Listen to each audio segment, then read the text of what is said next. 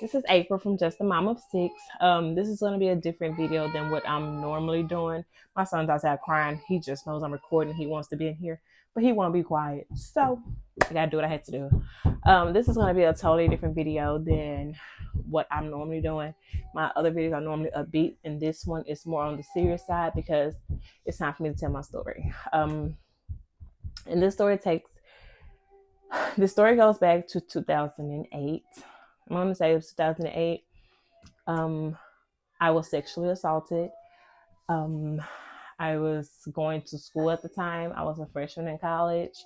It's like how you fresh meet. But this was not by someone that was on campus. It was by my friend at the time, one of his friends. It's hard for me because I've never told anyone about my sister. And the guy I was talking to at the time, and I really just told them like 2 years ago. But yeah, I was sexually assaulted at school, well, in Nashville, where I was going to school. I was going to TSU at the time. But let me just give you a backstory. Back in high school, I was sheltered. I was the quiet girl. I was weird. I was awkward. I believe I was awkward. I was weird.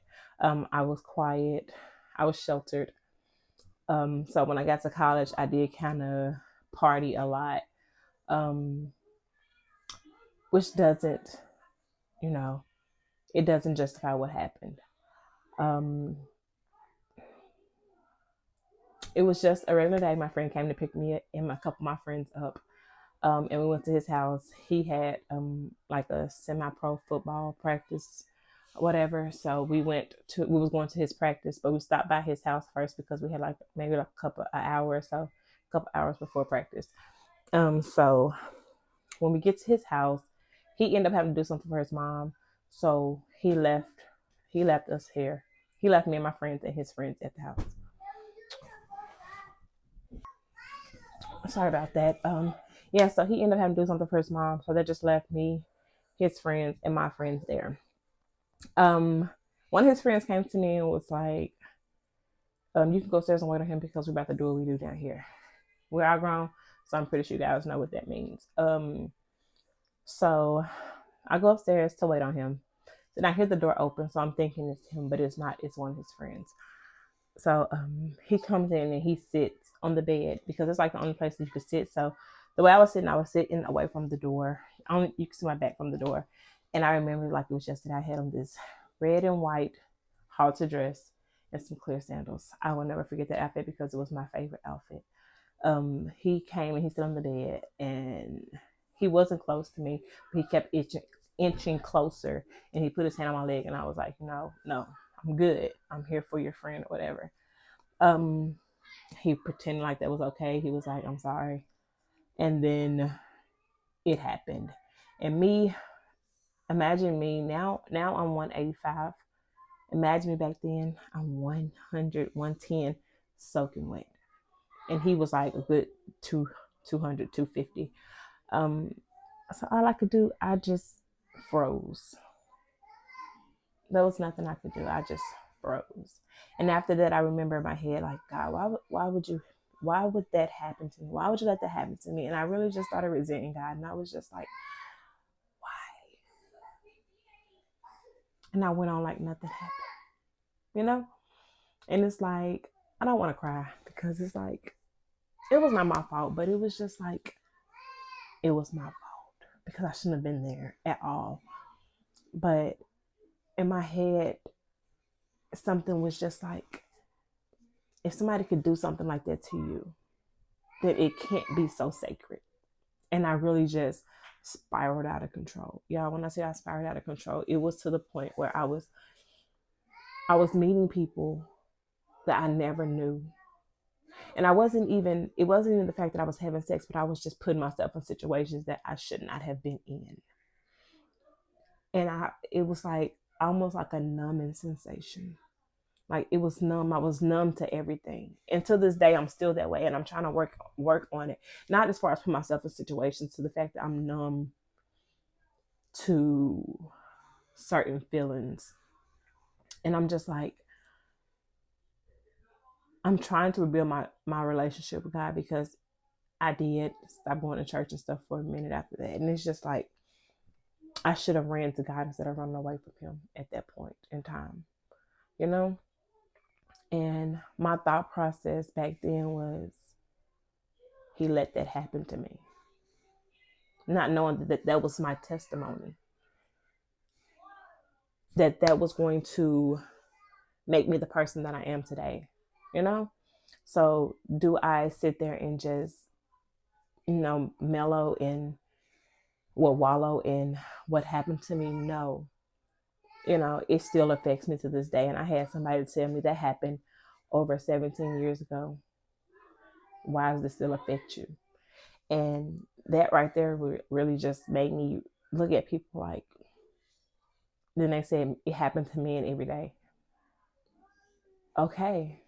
But just because it happens to somebody else does not mean it's not supposed to affect me the way that it affected me. And like I said, I spiraled out of control for a little bit. I ended up coming home after a year because I just didn't want to be in school anymore. I came home after a year and I enlisted in the military. And that was just an escape. I didn't want to deal with anything. Like, my family to this day don't even know. That was my escape. I went to the military. And that was just like, I love the military. I do. I did, but once I got out of the military, I started having kids. Had my first child at 21, my second at 24, 25, somewhere around there. And it was every year, every 2 years after that. I have 6 kids ranging from 14 down to 3. And I did go back to nursing school. I was going to school for nursing in the beginning, but I did go back to nursing school once I was 27, I believe. I had 3 kids. I went back to nursing school. I ended up getting pregnant with my daughter in nursing school. When they tell you anything that can happen and will happen in nursing school, it did. My car broke down. My baby daddy went to jail. So it was just like, I had no one really to help me.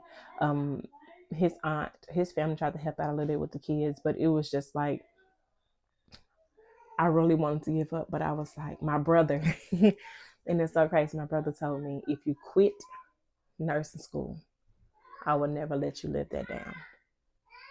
And that stuck with me, y'all. And guess what I did? I graduated nursing school. I did. I was 3 or 4 months pregnant when I graduated nursing school, y'all. I got licensed in March, which is my birth month. I'm sorry.